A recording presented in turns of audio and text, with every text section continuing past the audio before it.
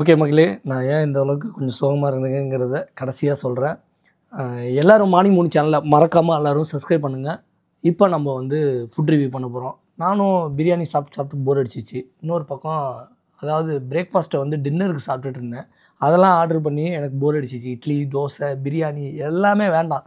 ஒரு north Indian ஸ்டைலில் ஒரு ஸ்நாக்ஸ் சாப்பிட்டா எப்படி இருக்கும்? அதனால தான் இப்போ வந்து நார்த் இந்தியன் ஸ்டைலில் ஒரு ஸ்நாக்ஸ் ஆர்டர் பண்ணியிருக்கேன். இது எல்லாமே வந்து ரிவ்யூக்காக தான். என்னென்னு தெரிஞ்சுக்கிறதுக்கு ரொம்ப ஆர்வமாக இருப்பீங்க. வாங்க பார்க்கலாம். மக்களே, இப்போ வந்து நான் 4 ஐட்டம் ஆர்டர் பண்ணியிருக்கேன். இந்த 4 ஐட்டத்தையும் ஒன் பை ஒன்னாக நம்ம ரிவ்யூ பண்ணுறோம். ஸ்நாக்ஸ் ஐட்டம்னாலே நார்த் இந்தியன் ஸ்நாக்ஸ்னாலே நம்ம மக்களுக்கு எல்லாருக்குமே ரொம்ப பிடிச்சமான ஒரு ஸ்நாக்ஸு.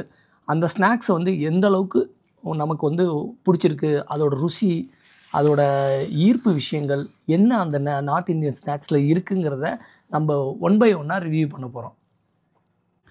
ஓகே மக்களே, இப்போ வந்து நம்ம தை பூரியை ரிவ்யூ பண்ண போகிறோம். பூரினாலே நம்ம ஊரில் பானிபூரினா எல்லாருக்கும் பிடிச்சமான ஒரு விஷயம். பானிபூரினா பூரியை உடச்சி அதுக்குள்ளே வந்து ஊற்றுவாங்க. அதை சாப்பிட்றதுக்கே செம்ம டேஸ்ட்டாக இருக்கும். தை பூரி அப்படி இல்லை, தயிரோடு கலந்த ஒரு பூரியாக இருக்கும்னு நினைக்கிறேன். அதனால தான் இதை தை பூரின்னு சொல்கிறாங்கன்னு நினைக்கிறேன். ஆனால் நம்ம தயிரில் ரொம்ப ஊறிட்டுன்னு நினைக்கிறேன். இது ரொம்ப சாஃப்டாக வருது.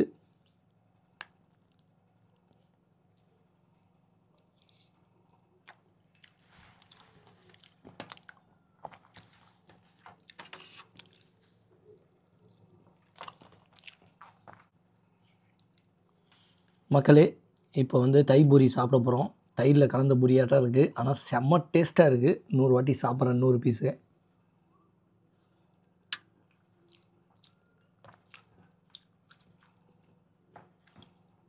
செம்ம டேஸ்ட்டாக இருக்குங்க. கண்டிப்பாக தை பூரி நீங்கள் ஒரு வாட்டி ட்ரை பண்ணி பாருங்கள். அப்படி ஒரு டேஸ்ட் இருக்குது. என்னென்னா தயிரில் ஊற வச்ச பூரி அந்த டேஸ்ட்டே வந்து டோட்டலாக செம்ம டேஸ்ட்டு. என்னென்னா அந்த பானிபூரியில் கொஞ்சம் சுகர் கலந்து ஒரு ரெட் கலரில் வைப்பாங்க. அதை வந்து இதில் மிக்ஸ் பண்ணியிருக்காங்க. ப்ளஸ் வந்து ஒரு காராமந்தி சாயலில் கொஞ்சம் கரகரமாக இருக்கிற மாரி, அப்புறம் தயிரை நல்லா ஊற வச்சு தை பூரி சாப்பிட்டா எப்படி இருக்குமோ அந்தமாரி சூப்பரான டேஸ்ட்டாக இருக்குது.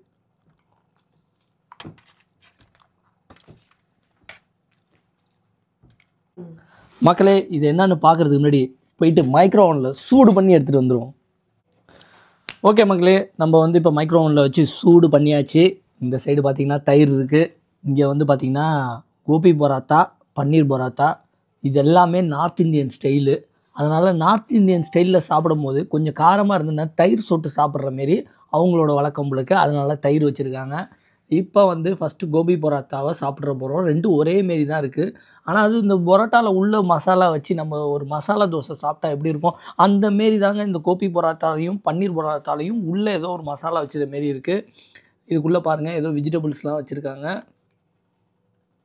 பாருங்கள், வெஜிடபிள்ஸ் நிறைய உள்ளே வச்சுருக்காங்க. பீன்ஸ் மாரி தெரியுது. அப்புறம் ஏதோ கொத்தமல்லி இருக்கும் உங்களுக்கு. அதாவது மக்களே, கோபி பரோட்டாவில் வந்து பார்த்திங்கன்னா உள்ளே ஒரே பச்சை மிளகா கட் பண்ணி போட்டிருக்காங்க. ஸ்பைஸியாக இருக்கணுங்கிறதுக்காக போட்டிருக்காங்களான்னு தெரியல. பிரித்து பார்த்திங்கன்னா கொஞ்சம் கீரை கலந்து, ஒரு பச்சை மிளகா கலந்து, வெங்காயம் கலந்து, இதெல்லாமே கலந்த கலவையாக இருக்குது. அதாவது மக்களே, இதில் வந்து பார்த்திங்கன்னா இந்த பரோட்டாவில் வந்து இப்படி ஓப்பன் பண்ணி பார்த்திங்கன்னா கொத்தமல்லி, காலிஃப்ளவரு இதெல்லாம் மிக்ஸ் பண்ணி, அதாவது மிளகா, பச்சை மிளகாலாம் சேர்த்து கொஞ்சம் நல்ல டேஸ்ட்டாக கோதுமையில் செஞ்ச ஒரு பரோட்டா. இது வந்து கோபி பரோட்டா. இதை வந்து அழகாக தயிரில் சுட்டு சாப்பிட்டு பார்ப்போம்.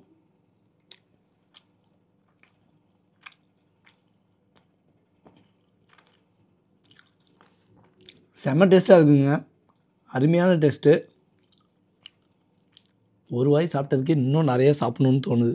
அதாவது நார்த் இந்தியன் ஃபுட்டை வந்து எக்ஸ்ப்ளோர் பண்ணுறதுங்கிறது ரொம்ப ஒரு ஈஸியான வேலை தான். ஆனால் பட் அந்த சாப்பிட்ற டேஸ்ட்டை அனுபவித்து சாப்பிட்ணும். அதாவது மக்களே, இப்போ வந்து பன்னீர் பரோட்டாவை ரிவ்யூ பண்ண போகிறோம். பன்னீர் பரோட்டா வந்து எப்படின்னா அதேமாரி தான், கோதுமை இதில் கலந்தது தான். ஆனால் இதில் வந்து ஓகே கோபி போட்டிருப்பாங்க, இதில் வந்து பன்னீர் போட்டிருக்காங்க. அவ்வளோதான் வித்தியாசம். மொத்தத்தில் இதுவும் எப்படி டேஸ்ட்டாக இருக்குங்கிறத தான் நம்ம பார்க்க போகிறோம். மசால் தோசையில் ஒரு மசாலா உள்ளே கலந்தால் எப்படி இருக்கும், அதேமாரி பன்னீரை கலந்து உள்ளே அடித்து சுக்க வச்சு அதுக்கு மேலே வந்து ஒரு பரோட்டா போட்டால் எப்படி இருக்குமோ அந்தமாரி தாங்க இருக்குது. உள்ளே பிச்சு பாருங்கள், உள்ளே வந்து ஒரு மசாலா கலந்துருக்கு. எல்லாமே கொஞ்சம் கொஞ்சம் காரமாக இருக்குது. நார்த் இந்தியனில் இவ்வளோ காரம் சாப்பிடுவாங்களா அப்படிங்கிறத நம்ம யோசிக்க வைக்குது. பானிபூரி மாரி காமனாக இருக்கிற ஒரு சில பூரி தான் நம்ம சாப்பிட்ருக்கோம். இந்தமாரி கோபி பரோட்டா இதெல்லாம் நம்ம சாப்பிட்டதே கிடையாது. இதுதான் ஃபஸ்ட் டைம்.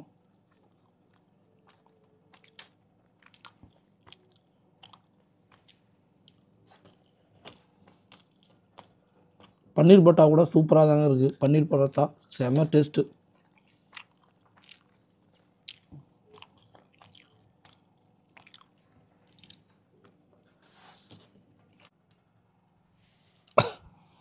மக்களே இதான் பாவு பாஜி. இதை அப்படி அதாவது ஆனியன்னு, இது ஆனியனை நல்லா தூவி விட்டுட்டு அதுக்கப்புறம் இந்த லெமனை கொஞ்சம் புழிஞ்சு விட்டுட்டு இந்த ப்ரெட்டுக்குள்ளே இதை எடுத்து வச்சு சாப்பிட்ணும். இதை எப்படி எடுத்து வச்சு சாப்பிட்ணும் மக்களே, இதை எப்படி சாப்பிட்ணுன்னா இந்த ப்ரெட்டை கொஞ்சம் கட் பண்ணி எடுத்துட்டு அப்படி அழகாக சைடிஷில் இப்படி தொட்டு அப்படியே சாப்பிட்ருவேன்.